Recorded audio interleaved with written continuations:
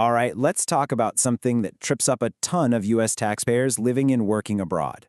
If you have a foreign retirement account, you'd probably assume the IRS treats it more or less like a 401k. Well, you'd be wrong. Dangerously wrong. Today, we're doing a technical deep dive into how the IRS views these accounts not as simple pensions, but as foreign trusts. And that classification triggers one of the most complex and, frankly, brutal reporting regimes in the entire U.S. tax code. Okay, so here's how we're going to break this down. We're going to walk through a 6-part journey. First, we'll define the core problem. Then, we'll get into the technical tests that land you in this mess. After that, we'll unpack the reporting nightmare and the absolutely terrifying penalties. And then finally, we'll talk about the escape routes, the ways you can get back into compliance. So here it is, the central question. That pension you've been diligently paying into in the UK, or your superannuation in Australia, from the IRS's perspective, it's not just a retirement account. They see a foreign trust, a type of entity that, historically, has been used to hide money.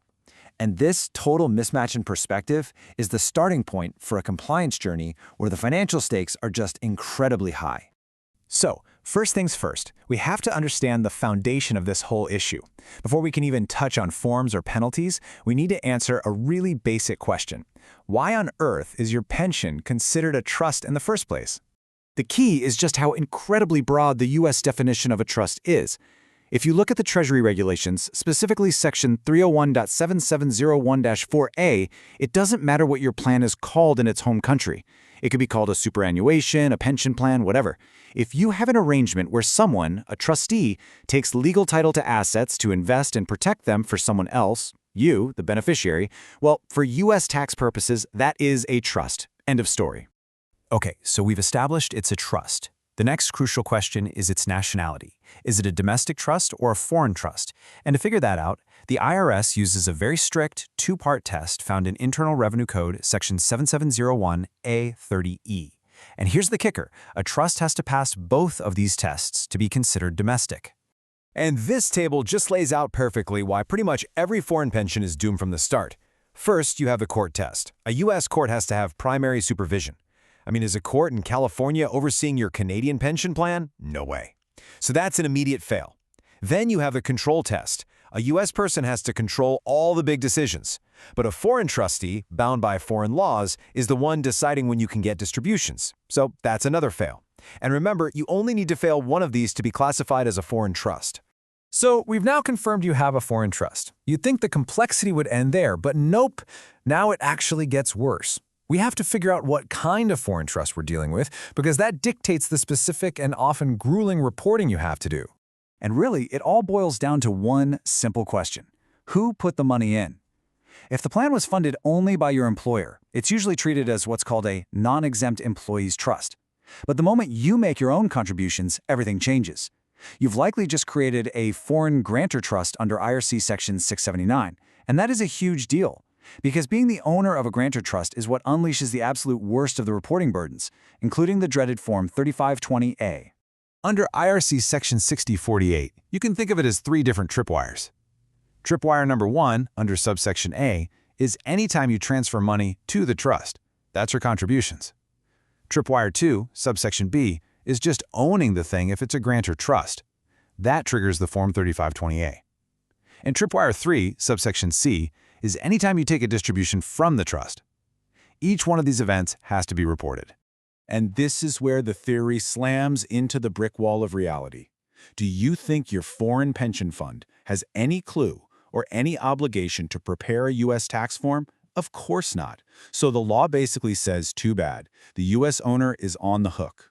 You have to create what's called a substitute Form 3520A. This means you have to take foreign statements, translate everything into U.S. dollars, and recast it all under U.S. accounting rules. It is a monumental task. And now we get to the heart of it all. Why does any of this technical stuff matter so much? Because the penalties for getting it wrong, which are laid out in IRC Section 6677, are, and I'm not exaggerating, draconian. They are designed to be financially devastating. The first penalty is for failing to report a transfer in or a distribution out. It is 35%. Now listen closely, that's not 35% of any tax you might have owed, it's 35% of the gross value of the transaction. So if you fail to report a $100,000 contribution, the penalty is $35,000. Just like that. The second penalty is for failing to file that Form 3520A for your grantor trust. This one is 5% of the gross value of the trust's assets at the end of the year. So if your pension is worth $1 million, that's a $50,000 penalty. And the scariest part? It can be assessed every single year until you file. The clock just keeps running. And just in case you thought a small mistake might get a pass, nope. The law sets a floor. The minimum penalty for any single one of these reporting failures is $10,000. So there's no such thing as a minor error. Even a small slip-up starts at 10 grand. This chart really says it all, doesn't it? Because of tax treaties, the actual U.S. tax you owe on the growth in these pensions is often zero. A big goose egg. But the penalty for not filing the right piece of paper is just astronomical. This isn't about tax evasion. It's a penalty for not providing information, and it's a brutal, brutal trap for people who don't know the rules. Okay, deep breath. After all that doom and gloom, there is a ray of hope. The IRS eventually recognized that this system was, well, frankly, unfair for regular people just saving for retirement. So they issued what's called Revenue Procedure 2020-17. Think of it as an escape hatch, a safe harbor that can exempt certain taxpayers from this entire mess. But of course, to get into the safe harbor, your plan has to meet 6 very strict criteria. It has to be for retirement, be tax-favored in its own country, restrict withdrawals, standard stuff. But the big hurdle for many people is number 4, the contribution limits. If you contributed more than $50,000 in a year, or if your lifetime contributions top $1 million, the safe harbor might be closed to you. And this is a really, really critical warning. Even if your pension qualifies for this exemption, it only gets you out of filing Form 3520 and 3520A. That's it. You are still absolutely required to report the account on your FBAR, and if you meet the thresholds on Form 8938 for FATCA. It is not a get-out-of-jail-free card for all foreign reporting. So what if you don't qualify for the safe harbor and you've just realized you've been doing this all wrong for years? Well, don't panic. The IRS has created specific programs to help taxpayers who made honest mistakes come clean without facing those catastrophic penalties. Your main options are the streamlined procedures.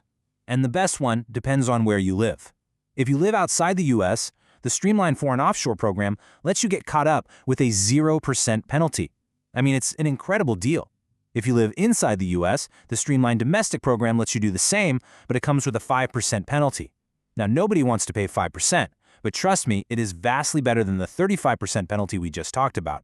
And your final line of defense, often used after a penalty has already been assessed, is arguing reasonable cause. You're essentially telling the IRS, look, this is ridiculously complex. I hired a professional to help me, I gave them all the right information, and they still got it wrong. It can work, but the burden of proof is 100% on you to show you did everything right. I think this quote from the source material just hits the nail on the head. It's a potent, mathematically relentless trap for the unwary. That's not just poetic language, it's the reality. This is a system that is unforgiving and demands a level of technical knowledge that most people just don't have. So let's just quickly recap the absolute must-know points. 1. Your foreign pension is almost certainly a foreign trust in the eyes of the IRS. 2. This triggers some seriously complex reporting on Forms 3520 and 3520A. 3. The penalties are huge and have nothing to do with how much tax you owe.